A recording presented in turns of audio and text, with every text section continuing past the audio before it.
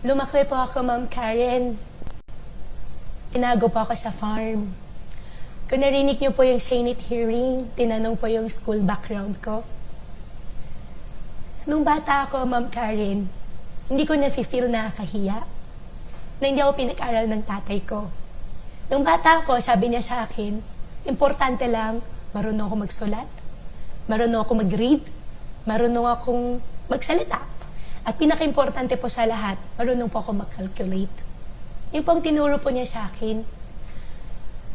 Nung tumanda na po ako, unti-unti nararamdaman ko, parang nakakahiya na hindi ka nag-aral. Tuwing may nagtatanong po sa akin, saan ka nagtapos? Saan ka nag-aral? Ma'am Karen, sorry pero nahihiya po ako.